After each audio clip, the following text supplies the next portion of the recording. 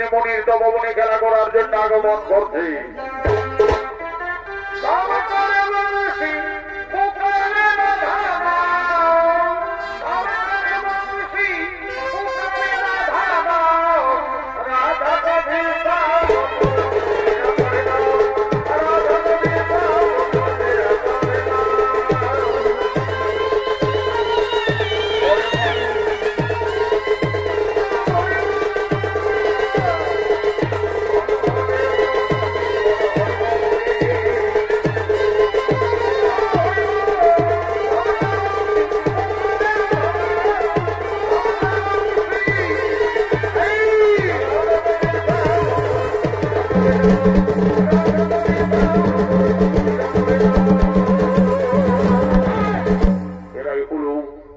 সীতার দুই আদরের সন্তান লব ও কুশ।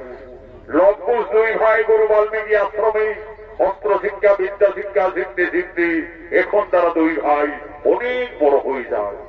আজ তারা মনের আনন্দে মনির তপবনে খেলা করার জন্য দুই ভাই আগমন করেছে।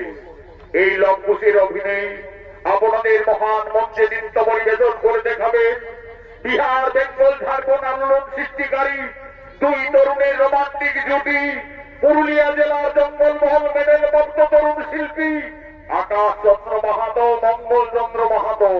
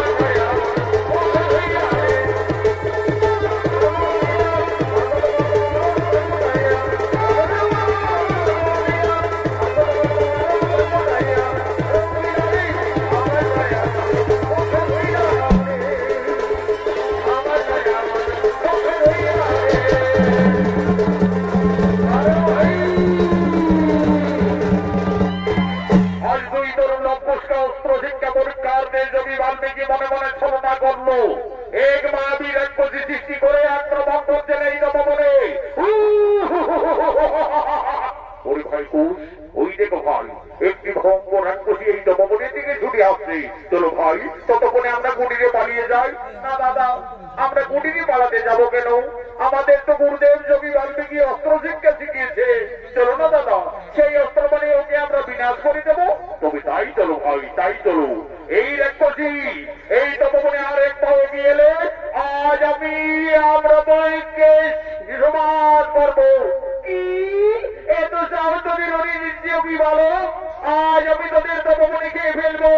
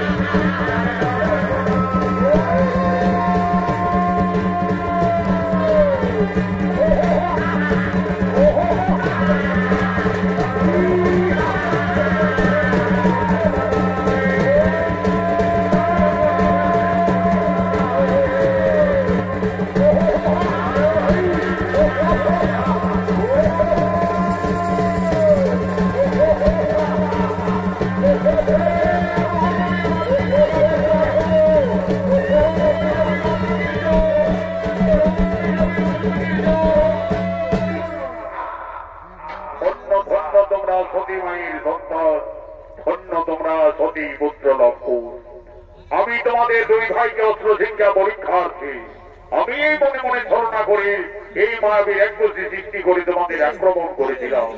আমার শিক্ষা অস্ত্র মানে তোমরা এই তরুণ বয়সে যথার্থ এই মায়াবিনীকে বিনাশ করিলে একে তোমরা সংহার করেছ। পরিলপুর তোমরা দুই ভাই রণশিক্ষায় উত্তীর্ণ, তোমাদের আশ্রমে বিদ্যা শিক্ষা অস্ত্র শিক্ষা সকলেই সম্পন্ন। কালকে আমি তোমাদের তিথি যোগে দুই ভাইকে মহামন্ত্র দান করব। কিন্তু দেখো লম্পুর, গুরু বাল্মীকির আশ্রমে শিক্ষার পরে যৎকিঞ্চিত গুরুদেবের চরণতলে গুরু দক্ষিণা দিয়ে আশীর্বাদ চেয়ে নিতে হয়। মনে রাখবে কালকে তোমাদের দুই ভাইয়ের গুরু দক্ষিণার দিন। তাই তবে যোগী বোন, আমরা কালকে আশ্রমে আসার সঙ্গে সঙ্গে আমাদের মাতা জননীর কাছ থেকে যথার্থই গুরু দক্ষিণা নিয়ে আসবো। দেখো লম্পুর, মনে থাকে যেন কালকে তোমাদের গুরু দক্ষিণার দিন।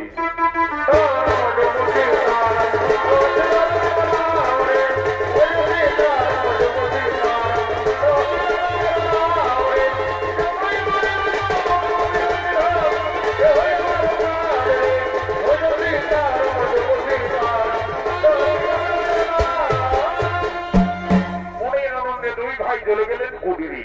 কুটিরে গিয়ে তাদের মাতা সীতার কাছে তারা নিবেদন করছে, মা মাতা তুমি কোথায়? কি হয়েছে লম্পুর?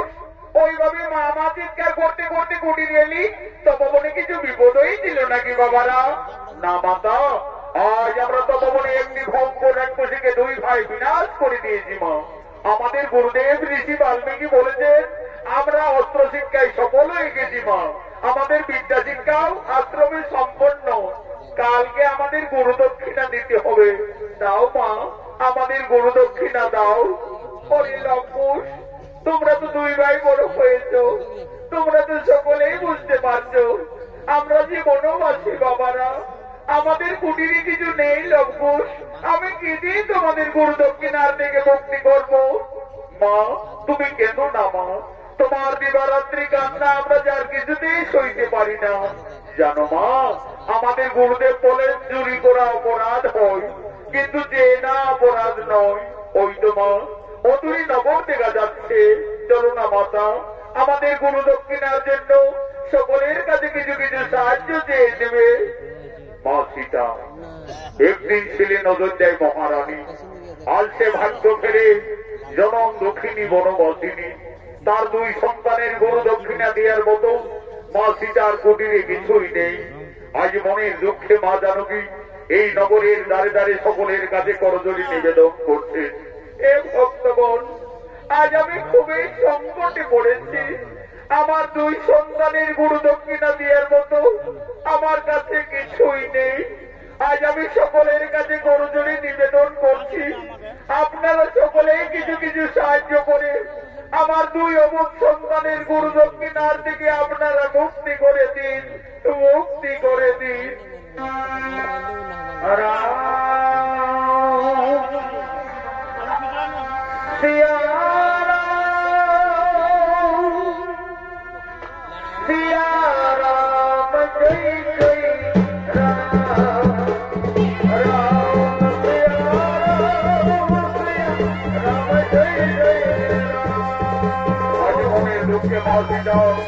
তার দুই সন্তান দর্শনের গুরু দক্ষিণার জন্য নগরে নগরে দাঁড়ে দাঁড়ে মা জানকী ভিক্ষা করতে লাগলেন। সকলের কাছে মা সীতা সাহায্য চাইতে লাগলেন।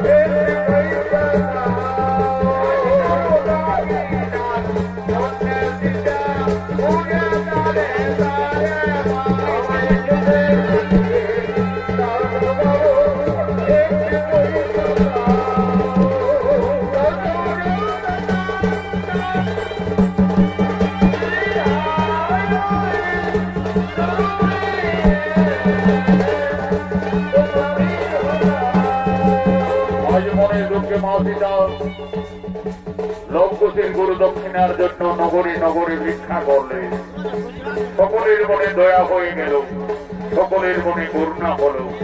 যে যেমন পারলেন লবকুশের গুরু দক্ষিণার জন্য সকলেই কিছু কিছু আর্থিক সাহায্য করলে। মা সীতার বনবাস জীবনে যথেষ্ট অর্থমুদ্রা হলো। আজ মা সীতা বলছেন, পরে লক্ষ্মণ, এই তো বাবারা আমাদের সকলেই দয়া করেছে, এই মুদ্রাশ্রমে গুরুদেবের চরণ তলে দিয়ে প্রণাম জানিয়ে তোমরা গুরু দক্ষিণার থেকে মুক্তি হবে যাও বাবারা, গুরু দক্ষিণার থেকে মুক্তি হবে যাও। মা সীতা নগরী নগরী ভিক্ষা করে আজ যেটুকু অর্থ পেয়েছিলেন সমান ভাবে তার দুই পুত্র লক্ষ্মণের হাতে বাজানোকে তুলে দিলে। আজ মা সীতা বলছেন, ওরে পুত্রগণ আর বিলম্ব করো না বাবারা, মা তুমি কেন না মাতা, তুমি কুটিরে যাও মা, আমরা গুরু দক্ষিণা দিয়ে অচিরেই ফিরে আসবো মা, অচিরেই ফিরে আসবো।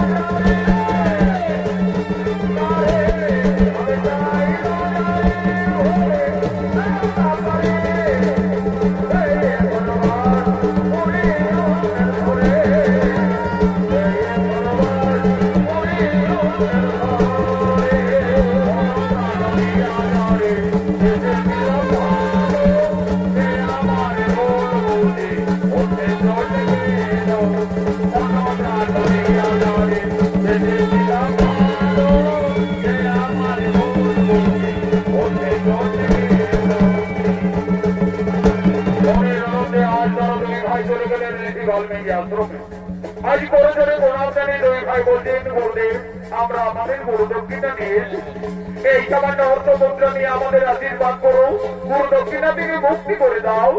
ধন্য ধন্য তোমরা সতী পুত্র লক্ষ্য, আমি তোমাদের পূর্ণ আশীর্বাদ করবো, তোমরা আরো শক্তিশালী হবে, আরো ভঙ্গুর যোদ্ধা হবে। এই নাম জীবন, এই নাম আমাদের গুরু দক্ষিণা। হরি লক্ষ্য আমাকে যে বিশেষ কাজে কয়েকদিনের মতো গঙ্গাসাগরী কপিল মুনির আশ্রমে যেতে হবে, তাই আমি এই তপবনে ফিরে আসা না পর্যন্ত তোমাদের হাতে রক্ষার ভার দিয়ে যাচ্ছি। আমার আদেশ তোমরা পালন করবে, আমি যেন ফিরে এসে তপবনে কিছু ক্ষতি না দেখতে পাই। তাই তুমি জমিব আমরা দুই ভাই তপবনকে রক্ষা করে যাব, এই তপবনের কিছু ক্ষতি হতে দেব না। তাহলে লক্ষ্মণ আমি যাই কপিল মুনির আশ্রমে।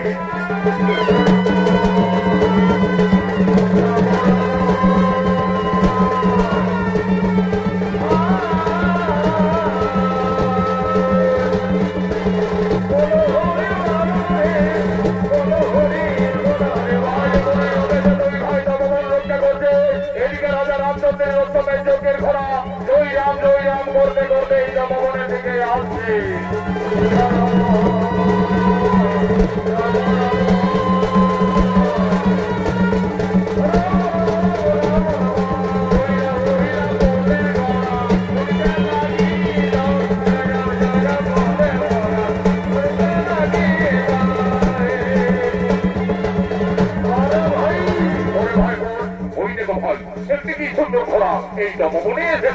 দাদা দাদা মস্ত বড় ঘোড়া, দাদা আমার ঘোড়ার পিঠে যাবার খুবই ইচ্ছে করে দাদা, আগে আমি একটু ঘোড়ার পিঠে যাবো।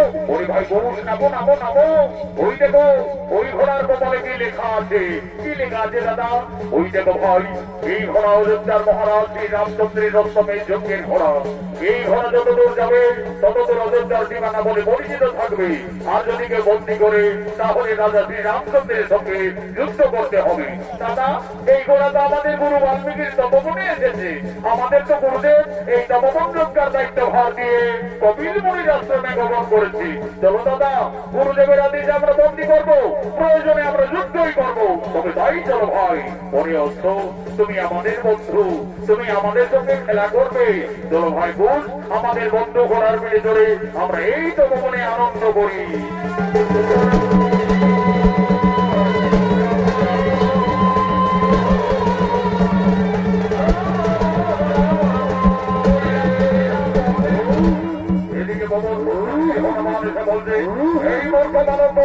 তোমাদের তো সাহস হলো কিভাবে আমার প্রভু শ্রী রামচন্দ্রের রক্তকে এই জপবনে বন্দী করলে তোমাদের আত্মপরিচয় কি? আমাদের পরিচয়, আমরা তো সতী মায়ের সন্তান, গুরু বাল্মীকি শিষ্য, দুই ভাই লবকুশ। সতী মায়ের সন্তান অন্তর্যামী হনুমান বুঝতে পারলেন এরাই হলো মাতা সীতার সন্তান। আমি এদের সাথে কিভাবে যুদ্ধ করবো? না না না, তার চাইতে যদি আমি বড়জয় স্বীকার করি তাহলে প্রভু শ্রী রামচন্দ্রের সঙ্গে মা জানকীর এই জপবনে নিশ্চয়ই মিলন ঘটবে। বুদ্ধিমতী হনুমান ধারণা করতে লাগলে এই বালক, এই ঘোড়াকে না ছাড়লে এই ঘোড়ার আঘাতে শেষ করে দেব। কি হনুমান, তুমি আমাদের ভয় দেখাবে? চলে এসো, দেখি কার বাউনে কত শক্তি রয়েছে।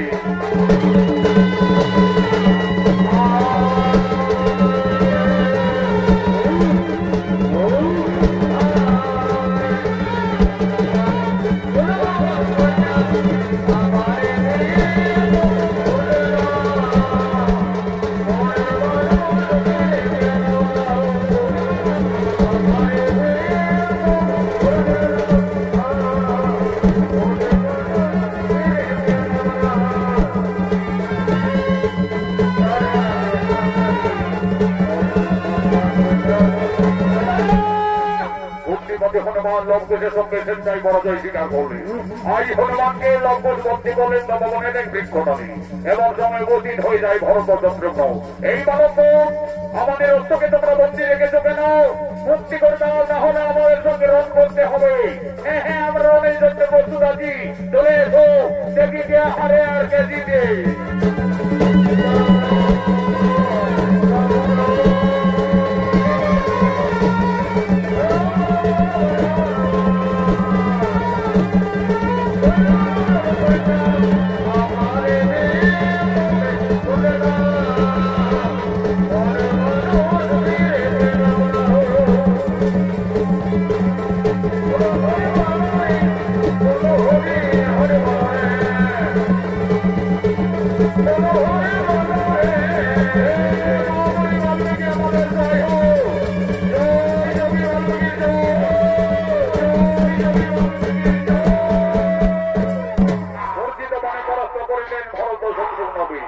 এমন সময় উপস্থিত হয়ে যায় অযোধ্যার মহারাজ শ্রী রামচন্দ্র এবং অনুজ লক্ষণ।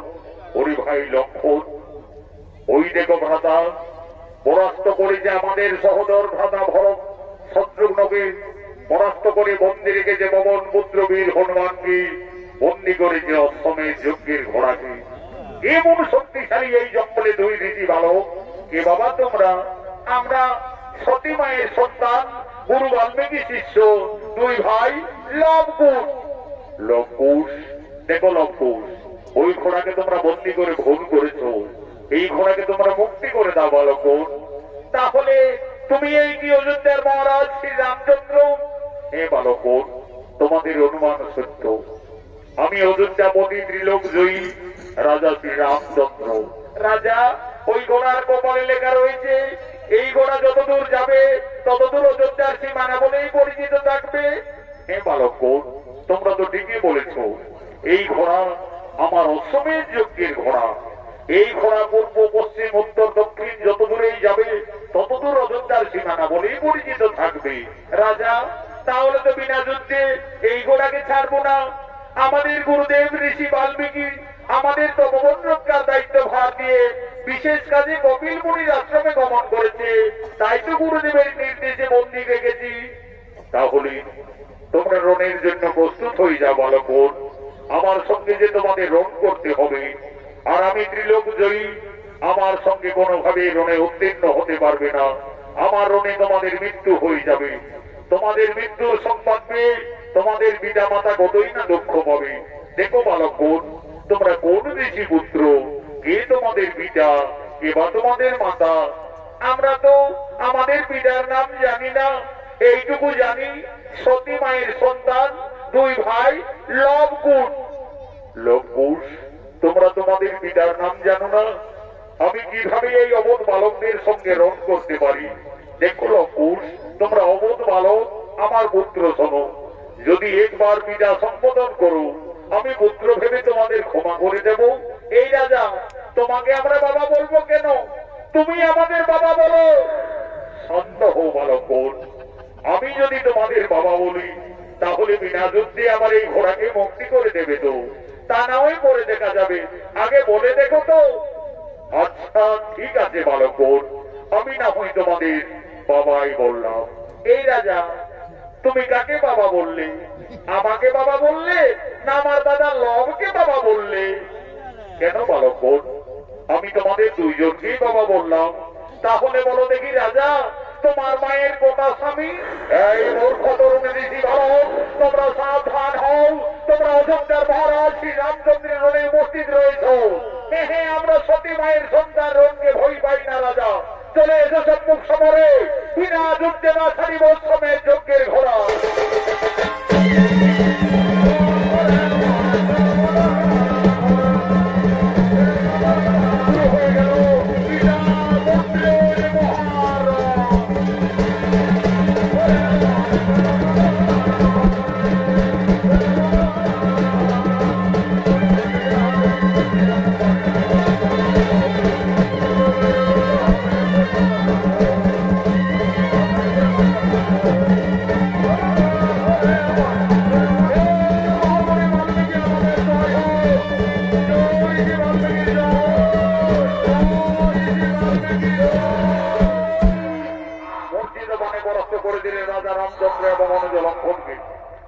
এদিকে যোগী বাল্মীকি কপিল মুনির আশ্রম থেকে তপবনে এসে দেখছে লবকুশ সর্বনাশ করে দিয়েছে।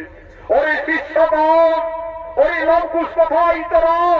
আমার অবর্তমানে এইভাবে তপবনে অত্যাচার কেন? ঋষিবর, আমরা তো তোমার আদেশ পালন করে চলেছি। এই তপবন রক্ষে করতে গিয়ে এই সমস্ত যোদ্ধাদের রণে পরাস্ত করে রেখেছি। ঋষি দাদু, একটি জান্ত হনুমানকে পরাস্ত করে এই জঙ্গলের লোকায় পাতায় বন্দি করে রেখেছি। ওরে, তোর আবার হনুমান নাকি? কোথায় হনুমানকে বন্দি রেখেছো? ওই দেখো ঋষি দাদু, ওই তপবনের বৃক্ষ ডালে। এই যে আমার পবন পুত্র বীর হনুমান ছিলি বাবা, এই হনুমানের সঙ্গে ঝগড়া করেছ। ওই লবকুশ, এই রাজাদের না জেনে না শুনে কেন আঘাত করিলি? যা, তোদের মাতা সীতাকে তোরা তাড়াতাড়ি তপবনে ডেকে নিয়ে আয়। তোদের মাতায় বলবে ওই রাজার সঙ্গে তোমাদের পরিচয় কি। মা, তুমি তাড়াতাড়ি তপবনে এসো মাতা। ওরে লবকুশ, তপবনে কি হয়েছে বাবারা? মা, আজ আমরা যুদ্ধে জয়ী লাভ হয়েছি। মা, আজ আমরা যুদ্ধে জয়ী হয়ে গেছি। একটি জ্যান্ত হনুমানকে এই জঙ্গলে পরাস্ত করে বন্দি রেখেছি মাতা। ওই লবকুশ, কোথায় তোমরা হনুমানকে বন্দি করিলে বাবারা? ওই দেখো মা, ওই তপবনের বৃক্ষ ডালে লতায় পাতায় বন্দি করে রেখেছি। ওরে লবকুশ, এ তো পবন পুত্র বীর হনুমান। এই হনুমানকে তোমরা কেন বন্দি রেখেছো বাবারা? দে লবকুশ, হনুমানকে তোরা তাড়াতাড়ি মুক্তি করে দে। ওই হনুমান একদিন আমার মান রেখেছে। ওই হনুমান আমার জন্য লঙ্কায় কতই না দুঃখ পেয়েছে। দে বাবারা, তোরা হনুমানকে ছেড়ে দে। মা সীতা, ওদিকে তো বৃক্ষ ডালে তুমি হনুমানকে দেখছো মা, আর এই দিকে তাকিয়ে দেখো মা, তোমার সন্তানরা, তোমার স্বামী, তোমার দেবরদের সকলকেই রণে জর্জরিত করে রেখেছে। ওরে লবকুশ, এ তোরা কি করিলি বাবারা? তোরা কাদের সঙ্গে রণ করেছো, যুদ্ধ করেছো? তোরা তো সকল সর্বনাশ করে দিলে লবকুশ। আমার হাতের শাখা সীতার সিঁদুর আজ তপবনে সকল মুছে দিলে বাবারা। বাবা, আমি আমার বনবাস জীবনে তোমার কাছে কোনোদিনই কিছু চাইনি বাবা। আজ আমার দুই অমন সন্তানই ক্ষমা করে স্বামী এবং দেবরগণকে পুনরায় জীবিত করে দাও বাবা, পুনরায় জীবিত করে দাও। তুমি কেন না মা, তারা কেউ মারা যায়নি, তারা লবকুশের রণে মরা যায়। সকলেই জ্ঞান হারা অবস্থা জল থেকে সকলেই জ্ঞান পুনরায় ফিরিয়ে দিচ্ছি। ওম নমঃ সাহা, ওঠো রাজা শ্রী রামচন্দ্র। ওম নমঃ সাহা, ওঠো বীর অনন্ত লক্ষণ। ওম নমঃ সাহা, ওঠো বীর ভরত কুমার। ওম নমঃ সাহা, ওঠো বীর শত্রুঘ্ন।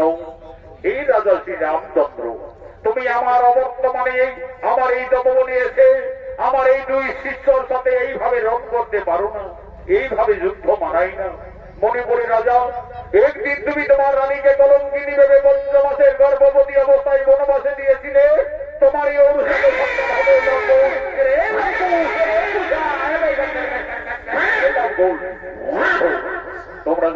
সঙ্গে ঝগড়া করছো, যুদ্ধ করছো, তোমরা কি তাদের জানো? কেন তারা তোমাদেরই বংশের লোক, সম্পর্কে সকলেই তোমাদের কাকা।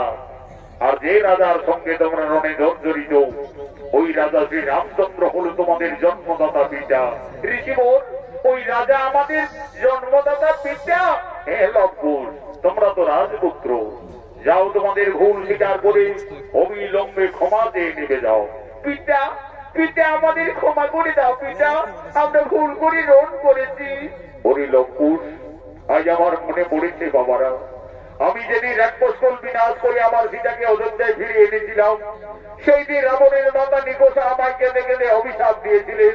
বলেছিলেন, ওরে বনবাসী শ্রী রামচন্দ্র, আজ যেমন পুত্র শোকে আমাকে কাঁদতে হচ্ছে, আমিও তোমাকে অভিশাপ দিচ্ছি, তুমি ত্রিলোক জয়ী হলো, একদিন না একদিন তোমার পরাজয় নিশ্চিত হবে তোমার পুত্রের হাতে। আজ আমার সেই অভিশাপের কথা মনে পড়িল লবকুশ, তোমরাই আমার পুত্রগণ, এসো বাবারা আমার পক্ষে এসো।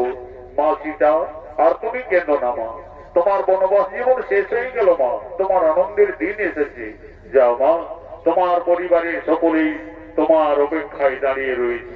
রাজা শ্রী রামচন্দ্র একদিন মা সীতাকে কলঙ্কিনী ভেবে পঞ্চমাসের গর্ভবতী অবস্থায় বনবাসে পাঠিয়েছিলেন। ঋষি বাল্মীকির কৃপায় ফিরে পেলেন তার স্ত্রী সন্তানদের। আনন্দ হল। জয় জয়কারে রাম ভক্ত পবন পুত্র বীর হনুমান বলছেন, বলো বলো সীতাবতী রাজা শ্রী রামচন্দ্র কি। রাজা